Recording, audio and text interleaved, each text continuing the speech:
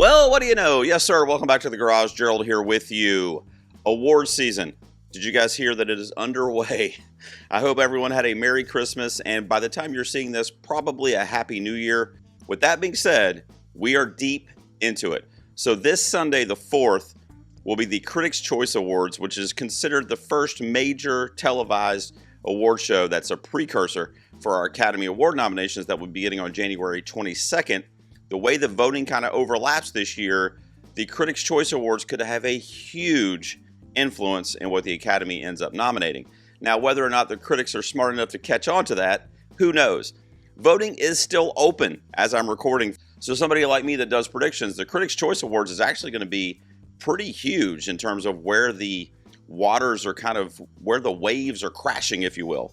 What the fuck? That doesn't make any sense. So today I'm going to give you my predictions for all of the categories for the upcoming Critics' Choice Awards. By the way, the CCA, I've applied the last 2 years to be a part of the CCA. They have not accepted me. I don't know what's happening over there. There we go. Okay, so I'm just going to do these in the order that they were presented on their website. So these are the categories. I don't know honestly, I don't know which one's gonna be next. Starting us out here, Best Foreign Language Film, which is essentially international. This is a great category. All 6 of these movies I love. I just did my ranking. Actually, I'll tag it on the channel for my favorite international films of the year because I did watch so many this year, and all of these made that top 10 list. I think It Was Just an Accident is your winner in this category. The narrative for Jafar Panahi is really all it needs, but on top of that, it was a great movie. Very topical, very timely, beautifully shot. The guy's basically risking his freedom to make movies. It's going to win. On all of these categories, I'm going to give you the winner, who I think is going to win. Then I'm also going to give you a wild card, which will be like basically my number 2, the movie that I think could kind of upset the presumed winner. And then I'm also going to give you a little icon for my pick in the category, which will be just my face because, I mean, who doesn't want to see that on multiple slides on a video? Wild card, I would normally say would be No Other Choice, Park Chan-wook, but the CCA screwed him over. It missed in a ton of categories, as you'll see as we go through the slides here. I think it only got 2, maybe 3, but I think it was only 2 nominations. This is one of them, which was almost a gimme. So they really let Park Chan-wook down. So it just didn't say to me that they love this movie. Now, The Secret Agent is probably firmly the number 2, although from a wild card standpoint, voting is still open and no movie on this screen right here, including It Was Just an Accident, is surging more than Surat. So I'm going to put Surat as my wild card in this category. I think if anything beats It Was Just an Accident, it will be the very recent, in the last week or two, momentum for Surat. That's my wild card. I do think It Was Just an Accident though, and my winner in this category is No Other Choice. Although, like I said, ironically, all 6 of these were in my top 10 international films of the year. So, throw them up in the air and whichever one lands on the desk is my favorite. Next is Best Stunt Design. Stunts, this is a category that's going to be at the Oscars next year. So, the Critics' Choice, at least from a televised standpoint, is really the only body that really does this to honor stunts specifically, and I don't really know what to go on. All of these movies have an argument, but I'll give you my criteria. What I'm going to say is going to win the category is going to be Mission Impossible, The Final Reckoning. I think that's the winner because that's the movie that you would inherently think of for a category like this. Last year or a couple years ago when they did The Fall Guy with Gosling, you just thought of that movie as stunt. I mean, it was a movie about stunt performers. So Mission Impossible has gained a narrative over the course of that franchise, and especially in this film with him jumping off planes and shit.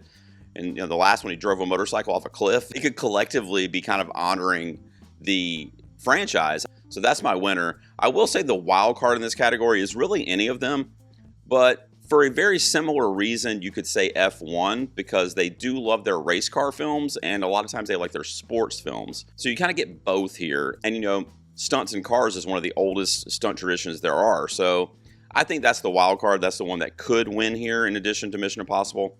My pick would actually be Warfare. I think that movie's not getting enough love this season, and war films usually aren't really thought of as heavy stunt movies, but they are. I mean, there's a lot of military, artillery stuff going on in the film, tanks, bombs, combat fighting. I mean, actual hand fighting and hand combat. There's a lot of stuff going on in those films that obviously require a lot of stunt choreography. Best casting and ensemble. Hey, CCA, those are different things. Newsflash. What the fuck are we grading here? I don't know if this is casting or if this is the ensemble. Man, if you're talking about the ensemble, I would say Sinners. If you're talking about the casting, I would say a movie like Marty Supreme. They're different, so I don't really know which way the seesaw is going to tip there. I think I'm going to lean Sinners because it's the stronger film in terms of getting the most nominations really on the circuit in general this year, along with One Battle. So I'm going to go Sinners as best casting and ensemble. That's a cast that cohesively works together, that same like 6 or 7 players. Sorry, my son would be mad if I didn't do that. Show up in every scene together. You know, all they're kind of together the whole time. And even the vampire villains in the film, that group is together. So you really have 2 main groups, and then eventually they're all together in the juke joint. You know, I will throw in One Battle After Another as the number 2 here for a very, very similar reason to Sinners. It's just such a strong movie, and people love it. So they're going to be voting down the line in a lot of cases. So are they going to stop on this and go, well, first of all, they're going to stop and they're going to go, what the hell am I voting for? Some more casting. What is best? I guess maybe best cast would make more sense than to say best casting. But anyway, I will put my pick as Marty Supreme. And the reason being, not because it's necessarily my favorite cast or ensemble, because it's not. That would probably be Wicked for Good, honestly. But I'm picking Marty Supreme as my pick just because of the eclectic uniqueness in the casting. So yes, it's a great ensemble, but I was blown away off the rails by Odessa A. Zion in this. She's a newcomer for me. I had just been introduced to her like a month ago in that new HBO show that I love her in, I Love LA. But other than that, I didn't know her, and I definitely didn't expect her to own this movie. And then you've got these roles by like Penn Jillette and Kevin O'Leary and Tyler the Creator, and just such an eclectic group. They got that dude that's like on sports radio in New York or something like that plays his best friend. I can't remember the character's name for some reason. The heavyset guy. You know, he's never acted in movies before. He's like a podcaster, basically. I mean, you know, just such a unique New York-centric cast in the movie that really spoke to the film. So that would be my pick. I think Sinners wins here, though. Best production design. I think, man, are they going to go for Wicked again this year? You know, the Critics' Choice Awards loved Wicked, the first one. They obviously really liked Wicked for Good, although some omissions here that we'll talk about. But generally speaking, they liked it enough to nominate it in multiple categories. All of these movies, including Fantastic Four, are so strong in production design. It really depends on if they're going to go for Wicked. You know, was there enough new settings in that movie versus the first one? And I just don't know that the CCA is going to think that. When we get to other bodies, perhaps. I think this is Frankenstein's award. There's a couple other ones that I think Frankenstein, from a tech standpoint, is really strong in. And I think this is another one that's going to add to its 2, maybe even 3 awards on the night haul. Because it's GDT, they love the film. It got a lot of nominations, including all the techs it really should have gotten in for. So I think it wins production design here. I do think the wild card would be Sinners if they decide to continue down that path of like, we're awarding the film that we gave the most nominations to in conjunction with One Battle. But of course, that's not here in this category. My pick would be for Wicked for Good.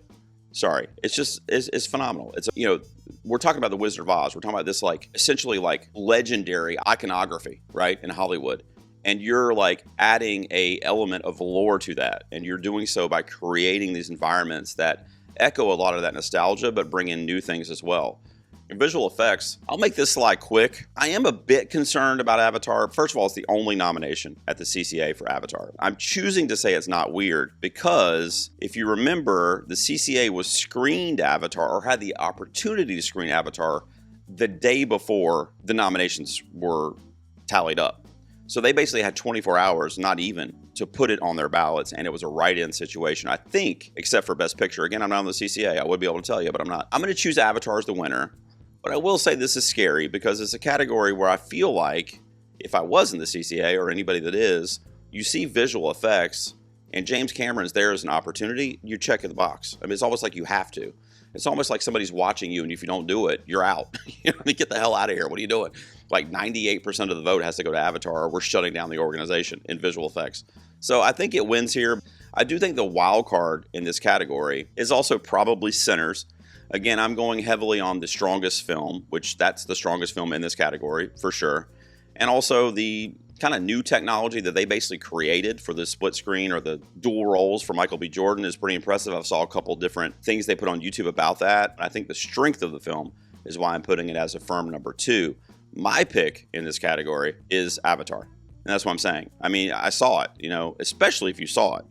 But even if you didn't see it, you just know there's no rival to what Cameron is doing with these films from a visual standpoint. Best sound, how did Warfare miss the Oscar shortlist? But it did. In fact, it's the only movie on here that's not on the Oscar shortlist.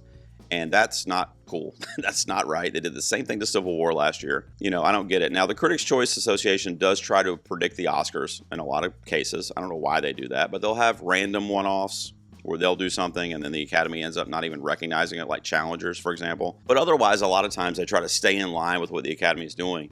So in predicting that way and thinking that way, the best sound winner here could also be Sinners, but I think they might do a one-off situation where they're also telling themselves it's a one-off, but it's also kind of similar to a prediction for the Oscars. So I'm going to go F1 for best sound. I mean, they do love their race car movies, and it was, in the mix and visual effects, but not my winner there. I think maybe this is where they award F1.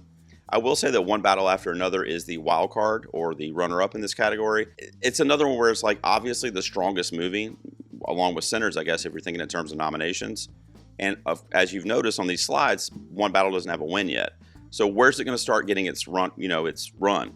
It could be here. That's my runner-up. And then my pick in this category is actually Surratt, which would be an inspired pick. And they could do that. They could get really cute because, like I said earlier, for the Best International, they're hearing that movie right now. They're seeing that movie because of all the praise on the circuit, all the mentions that it's been getting kind of unexpectedly. Best Costume Design is another one that I think you can go, okay, well, if they love Wicked for good, like I said earlier, then it gets it. And Paul Tazwell, what he did there. This is a category where I don't know, kind of like with production design, I kind of do feel confident that there was enough new stuff in Wicked for good. There's obviously new dresses and gowns and, for Glinda and that kind of stuff. And we get a couple new characters with different costuming. And, when we get to makeup, we'll be talking about like the Tin Man and Scarecrow and that kind of stuff. But other than that, like, there's not a ton of more costuming. Now, the costume design is beautiful, but it's just tough when you're looking at it against the first one because I think they're very, very similar. The other ones, while they're great, I think Frankenstein's got another win here. I think you can chalk it up as the second win, at least that I'm going over, for a tech for Frankenstein. My wild card in the category is Wicked for Good. I do think it's a firm runner-up. I think if Frankenstein is getting, let's just say, 65% of the vote, Wicked for Good is getting another 30% of the vote. I mean, it's probably, every third person's vote, but Hedda would actually be my pick, which might be surprising. It's not my favorite movie among these, but the costuming and production design and makeup and hair, frankly, are all beautifully, just so well crafted, elegant, but also with like a hint of edge to it. Looking at Best Comedy, so I had heard, and I didn't even know this, but I guess, because on my reaction video, you could tell I didn't notice it. Same thing with International. But I guess if you're in this category, you can't be in Best Picture, which we haven't got to yet, but none of these films are in the Best Picture 10. So I didn't know that. So that's a good thing to do, actually. I actually like that idea. None of these have even really been mentioned. I mean, there was a song from Ballad of Wallace Island on the Oscar shortlist. I don't even think Phoenician Scheme got anything on the shortlist. None of that, I'll tell you what my pick was in a second, because I actually like all these. I haven't seen Phoenician Scheme, but other than that, I love all these films. I think the winner here is probably The Naked Gun. I think that wins because I think that's the purest comedy of 2025. It's the movie that, people just think comedy, the best comedies of the year, it's Naked Gun. I think your kind of sneaky runner-up in this category or wild card in this category would be Friendship. That one seemed to be very popular when it came out. It's A24. It's got kind of a hip, edgy vibe to it. Tim Robinson's a great, he's been nominated for his TV show, I believe, before at the CCAs, although I don't think they've awarded him. Paul Rudd's obviously a darling in the industry. People love him. He's a veteran. So I think that's probably your runner-up, but I would be surprised if Naked Gun didn't win this. My winner in this category would also be Friendship. Friendship is the only movie that you're looking at on this screen that made my personal top 25 of the year, which is a video that'll be coming out next week. Spoilers. We'll let you know what number it's at. Best score, I would have also loved to see Surratt sneak in here. This is a pretty easy one to predict, though, right now, because Göransson's been, racking up. I mean, I thought Johnny Greenwood for One Battle was going to be my pick for the Oscar for Best Score, and I really still haven't decided on that. I have a couple weeks before I'll do those final predictions. But if Greenwood doesn't start getting some stuff, I think it's Göransson again. I mean, the guy is obviously one of the best composers alive. He's up there actually with a Hans Zimmer, who's also in this category, and Desplat, who also is here. I do think the runner-up or the wild card will be Johnny Greenwood for One Battle After Another. I think that's probably the runner-up to Ludwig all season, honestly, at any show they show up together. So that's probably the runner-up. My pick in this category would also be Johnny Greenwood. I love the monotone, kind of deadpan, eerie, earworm score that he delivers there. And I think it just fits with what PTA's vibe in that movie is. Best song. I knew all of these, but I did listen to a couple before I started recording because I was trying to remember Clothed by the Sun, which is a movie Ann Lee I just watched. And I was like, did I hear that in the movie? And then when I heard it, I'm like, oh yeah, I did hear that. And then I had never heard the Ed Sheeran song, or I didn't remember it. So I listened to that one back, and that was forgettable. I mean, I love Ed Sheeran, but that was forgettable. I think your winner here is probably, again, we're going on the strength of the movie, but it's probably I Lied to You. I mean, this is the CCAs. This isn't the Oscars. At the Academy Awards or even the Globes, I'm probably going to lean Golden from K-pop. But at the CCA, I'm going to go out on a limb here and say it's I Lied to You from Sinners on the strength of the film. It's also that musical montage in that movie is this song, and that is like the movie, like that's what the memory of that movie for a lot of people is, that 1 5-minute sequence they just take with them and just kind of like almost like sums up that movie. If there was a quick wrap up on YouTube or something, it would be that scene, you know, to kind of sum up the importance of the tie-in of music in that movie. So it makes sense that it would win something like Best Song and Score, which of course Corns and I had winning. I do think Golden is your wild card or your runner-up. And then my pick in this category is also Golden. That thing is a bop. I don't know what y'all are even bitching about. That song is fucking goes so hard. That soundtrack is incredible. Like, I know it's gotten played out and like, you know, everybody's grandmother even knows what it is now, which makes it uncool sometimes. But like, if you take yourself back to like 6 months ago when you first heard that or saw that, those songs are bangers. Like, they hit hard. I'm just fucking telling you right now. Like, my 6-year-old son loves that shit. And I'm the parent that was in the front seat like, yeah, I'll play it again. And we just kept playing that shit. Soda Pop, you know, What It's Like, all that shit. I love all that shit. In fact, I could have gotten a couple more songs in here, honestly. Best Editing. I love the Perfect Neighbor nomination here. That was Inspired. A documentary getting a nomination. And it is really good editing. It uses all police cam body footage, so it was really good. Again, what are we looking at here? You know, what are they doing? Are they nominating the films that from top to bottom are the strongest? I'm going to have to say one battle after another gets Best Editing, which also could happen at the Academy Awards. You know, it's going to be a battle between that and Sinners. Sinners is going to be my wild card or my runner-up in this category. I've actually got a few picks in this category. This is really strong as I do editing myself. My daughter's a professional editor. You guys are going to kill me. If I was on the CCA, which maybe they won't accept me after I tell them this, I would probably vote for House of Dynamite. That was such a well-edited film with that Rashomon style of storytelling and trying to keep the audience engaged after basically telling the same story 3 times, like over and over again, just a different POV. I thought it was really well edited. Even if you don't like the movie, I think you could agree with that, which is why I got a nomination here. That would be my pick. Sorry, I just love that movie. I think it's edited perfectly, and I'm one of the defenders of that film. But I think your winner is one battle with Sinners right on its heels. Best Hair and Makeup. You know, Weapons missing the shortlist at the Oscars hurt it, and it may have hurt Amy Madigan too, although I think she's still okay. For Hair and Makeup, it's Frankenstein. I mean, I don't think we really even need to discuss it further, to be honest with you. It is another one where you could wonder about Wicked for Good's chances, though. I have that as the wild card or the runner-up because really strong hair and makeup, just like the first one. I just don't know what they're going to do. I don't know. They're voting right now. I don't know what the CCA is going to do when it comes to Wicked. Are they going to say, okay, this was better than the first one, or the 2 movies collectively were this, and that's what I'm voting for? I just don't know, and we won't really know until the night of the awards. But right now, I'm going to say it's Frankenstein's award with Wicked as the runner-up. And then my pick in this category would also be Frankenstein. You know, I'm not the biggest defender of that film like a lot of people are. I mean, I liked it. I think I gave it a 7 out of 10. But I'm not like, oh my God, this is GDT's masterpiece or anything like that. But the makeup is undeniable, especially, I mean, just alone on what they did on Jacob Elordi is pretty phenomenal. So they, you know, and on a short notice too. You know, they had to put him together like in like 8 weeks or something like that. They had to come up with a whole new kind of design for the creature because Garfield dropped out, right, due to scheduling and strikes and all that other stuff, and Elordi came in. Now, when you're looking at cinematography, you know, Train Dreams is, I'm going to go ahead and tell you that's my pick in this category, but it is going to take the route of like a Nickel Boys, where it's like clearly, like to the naked eye, the best looking film cinematography. I mean, period. I mean, it just is. Now, Sinners is great. Frankenstein's great. All these, honestly, are great. I don't know about the F1 nominations, kind of weird. But yeah, they're all great, okay? I mean, you know, they all are filmed beautifully. But when you just, like, don't think about the movie or anybody that's in it or anything like that, the aesthetic and the way the cinematography of Adolfo in Train Dreams captures what that Robert character is going through in his kind of arc in life is beautiful. It's so symmetrical to the story that's being told in the movie, not just beautifully shot, you know, which it also is. It's the most beautiful film. It's my pick. I do think for cinematography, this is another one for Sinners. I think the strength of the film, and that's probably next to Train Dreams, the best cinematography this year, and it's catching on, you know. But then you look at the VistaVision of what Paul Thomas Anderson did there too. that's your runner-up.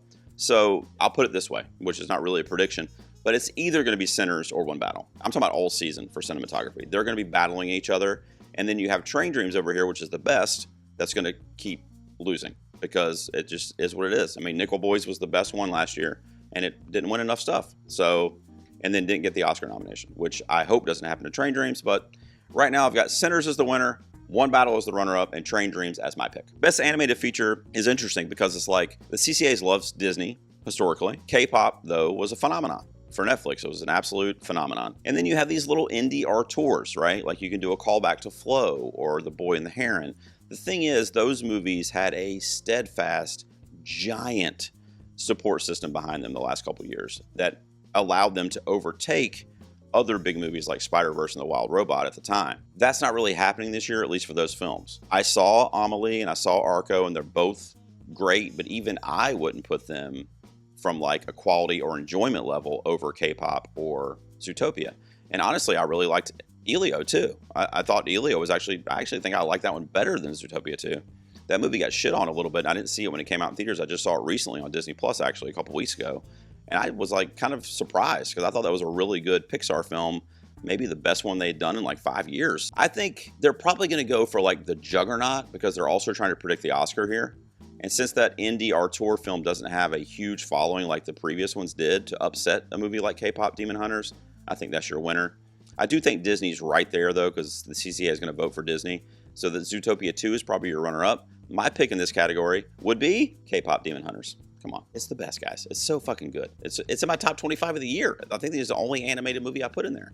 So yeah, that one's my pick. And it's also your winner. When we get to the screenplays here, best adapted screenplay. So they split it up just like the Oscars do between adapted and original, which is good for One Battle After Another because it doesn't have to battle with Ryan Coogler and vice versa. This is the other category that Park Chan-wook showed up in. I can't believe that they didn't show up for him a little bit more on the nominations, but this is PTA's. I mean, he's going to win this all season. I would be shocked if he doesn't. I do think, ironically, that Guillermo del Toro for Frankenstein is probably the runner-up, the number 2 in the votes.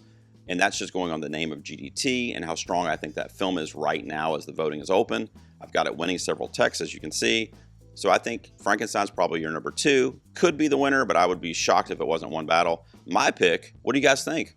Although, that's not fair because I love Begonia too. Begonia's screenplay is one of his strongest features. It really is, by Will Tracy. But I'm going to go with Park Chan-wook and team for no other choice. That would be my pick.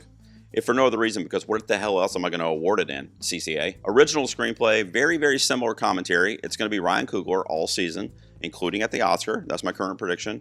You know, something would have to beat Coogler at the CCA and then continue to do that, like in the next couple shows or couple major awards, to where you go, oh shit, and then the WGA rolls around, they do whatever they're going to do, and you might be like spiraling in terms of what Coogler's chances are. But I don't think that's going to happen. I think that regardless of how the film performs or even some of the text and acting and that kind of stuff, you can definitely give Coogler an Oscar for the screenplay, and you should. I do think the runner-up here is interesting, though. Like, who's going to get the number 2 in the votes is extremely interesting. If you'd asked me like a couple weeks ago, I would have said Noah Baumbach and Mortimer for Jay Kelly because of the, subject matter within the film. Now these are critics. These aren't people necessarily working in the industry, so maybe they wouldn't have loved it as much, but in other bodies for sure. But in thinking of a critical mindset and what the critics groups have been doing and that kind of stuff, it's got to be Marty Supreme as your number 2, right? For Safdie and Bronstein. I think that the manic energy in that film and the way the dialogue and the settings are written into the film really play to its overall vibes and thematically. So that's my runner-up. My pick in this category is Ava Victor. Sorry, Baby. I would fucking die if Sorry Baby or The Ugly Stepsister, which is another film that I can't remember if the CCA nominated, I don't think they did.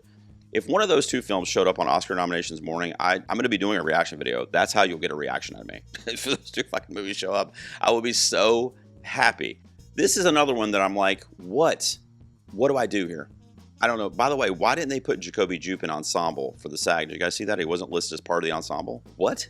He's the fucking title character. What the fuck are we doing? I've been talking about how strong Sinners is going to be all night. At least that's what my predictions are hinging a lot on. So I think it's Miles Caton here for Sinners. Now, what might hurt him is he's the oldest of the group. At least I think he's like 17-ish, 16 or 17.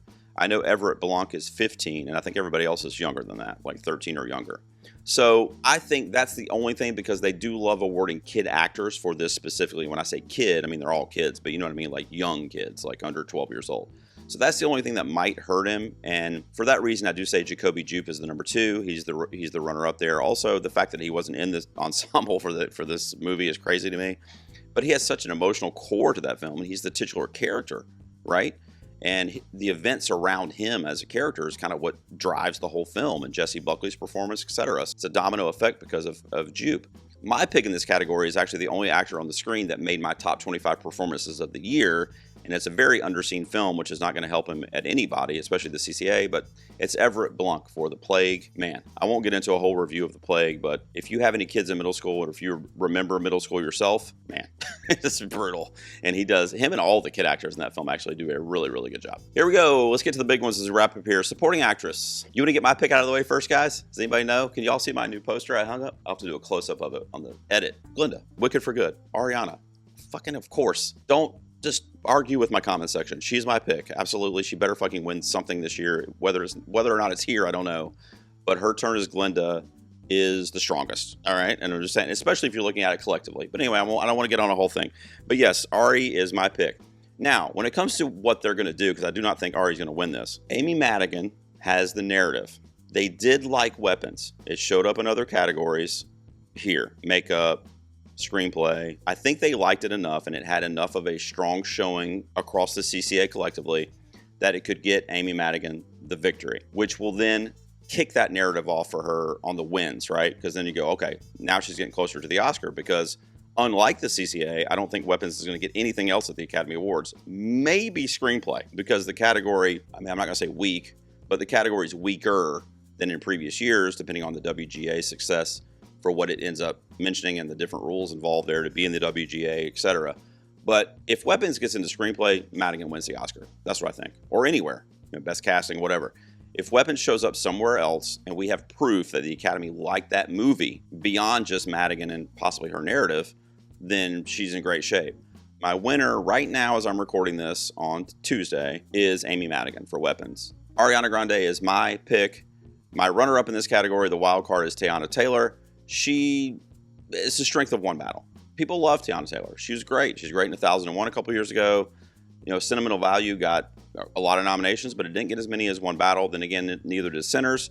So Wound Me could surprise here, but I can't pick all 6 of them. So I'm going to go Amy Madigan is my winner, Teyana as the runner-up in the category, wild card, and my pick is for Ariana Grande, which will be the case until the end of time. Thank you. Supporting actor is a little easier now. You know, if I had filmed this video a week ago, I wouldn't really know what I was going to do. I think it's Benicio del Toro now. I really do. I think you don't have a Sinners actor in here. So Sinners is the only other movie that's even remotely close to being as strong as One Battle. But Benicio's been winning, kind of surprising in the beginning, and now that it's happened, everybody's like, yeah, they love him. That's why, you know, his popularity and this and that, and Sean Penn doesn't like going to the award shows and does his own thing or whatever. So craft, acting-wise, Penn was the best performance. I mean, we all know that. So much more goes into it when they're voting. So I think it's Benicio del Toro is the winner here for One Battle.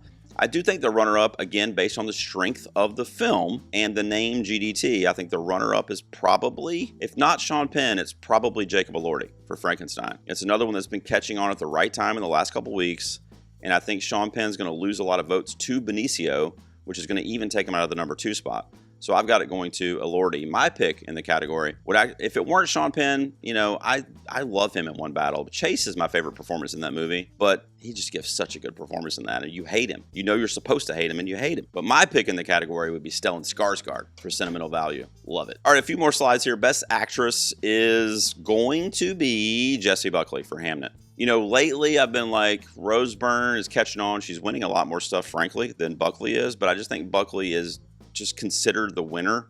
You know, now, if the CCA decides to change that narrative, right, by being really cool and giving it to somebody like Rose Byrne or even Emma Stone, who they love, then we might be in a situation where Buckley might be in trouble. But until that starts to kind of show itself, there's no reason for me to not say Jessie Buckley. She's been the presumed winner pretty much all season, and it is a really powerful performance. And they obviously love the movie as they got a lot of nominations. I do think Rose Byrne is your runner-up, though. I've got her as the wild card here. And my pick in this category is going to surprise a lot of people. I kind of already spoiled it a little bit, but she was my number 3 overall performance of the entire year earlier when I did that countdown, and that's Chase Infinity from One Battle After Another. I was just blown away by what she did in that movie, and she's one of my favorite performances of the year, period, so she would get my vote. But I think your winner here is Jessie Buckley. All right, Best Actor is next. This one is a little trickier because it's going to either be Timothy Chalamet for Marty Supreme or Leo for One Battle After Another. They're all phenomenal. Michael B. Jordan could also really surprise here. Be careful because they love Sinners and they love him. I'm going to go with a stronger film. I think they're going to give it to Leonardo DiCaprio for the CCA, which is going to send Timmy into a freaking tornado spiral out of control. All of us huge super fans of him and like his Oscar chances, everything's going to be up in the air. We're not going to know what the hell to do. And then everything's going to be fine when he wins at the next show. So hang tight. Now, he did win the SAG last year, too, for Complete Unknown. So is the SAG going to give him the award this year back-to-back? Or is he going to lose another one? Man, this could spiral out of control real quick. Anyway, I've got Leo winning here with Timothy Chalamet as the runner-up, the wild card. My pick in the category is Timothy Chalamet. You guys know that. Much like Ariana Grande, he's my winner. So that is what it is. Best Director? Come on. What do you guys think? It's PTA. It's Paul Thomas Anderson. Although Sinners and Ryan Coogler is a runner-up. I don't think I need to spend a ton of time on this. It's definitely one of the two of them. But I think PTA wins this, much like I was saying with the screenplay, much like I was saying with the screenplay for Coogler. But those are the two strongest films. They're going to be battling out. It's going to be a 60-40 split. Whoever wins, wins. Whoever doesn't got 40% of the vote. But I think PTA is the winner here with Coogler being the runner-up. My pick in this category is the only one on this list that I don't really think is going to get an Oscar nomination, ironically, and that is Josh Safdie for Marty Supreme. I was so impressed and blown away with that film, and his direction is a huge part of it. You've heard the comparisons to Uncut Gems and Good Time and everything else, and that's all accurate. So I'm going Josh Safdie for Marty Supreme as my pick, although I think PTA is really, really close to being my pick, and also I think he's pretty much the surefire winner here all season, especially when Jafar Panahi is not on the list. So I think PTA wins it. Okay, so my son was out here when I was recording and I forgot to put in the best picture part, so that's weird. So this is future me. So I think maybe the extra few hours to think about this is kind of crazy because I think I'm going to predict Sinners to be the winner of the Critics' Choice Award for Best Picture. 17 nominations, the most, including more than One Battle After Another. So I'm going to pick Sinners because for math reasons that it seems like it was the movie they loved the most. And my son's laughing at that option. So maybe you guys are as well. The wild card, the runner-up is obviously One Battle After Another. And my pick out of the field that you're looking at on the screen, I'm just going to pick the one that I ranked the highest in my top 25 movies of the year. And that would be Marty Supreme. That would be my pick. There you go. All right, back to past me to wrap up this video. All right, bring it back in. So that's it. That's my predictions for the winners for the Critics' Choice Award. Again, I'll throw that timeline up on the screen for you. It's the first major televised award show leading us to the Oscars. We're getting there. We are absolutely getting there. I think PTA and Ryan Coogler are going to be in a battle. One battle, actually, after another, as it turns out. What did you guys think of these predictions? What are you predicting to win that I didn't predict? Let me know that down below. I try not to look at anybody else's until I do mine, so who the hell knows? I'll be tuning into the Critics' Choice Awards this Sunday. I'll probably film my reaction, and then I'll have that on the channel next week for you, or maybe Sunday night as well. Luke, my son, who's home from school today, wanted to come say goodbye to you guys. Tell him goodbye. Tell him real quick, who's going to win Best Animated Film at the Critics' Choice Awards? Oh, What's your favorite one? Zootopia 2. Zootopia 2. We'll end on that note. Oh, I forgot. We'll see you soon. Say in the garage. In the garage.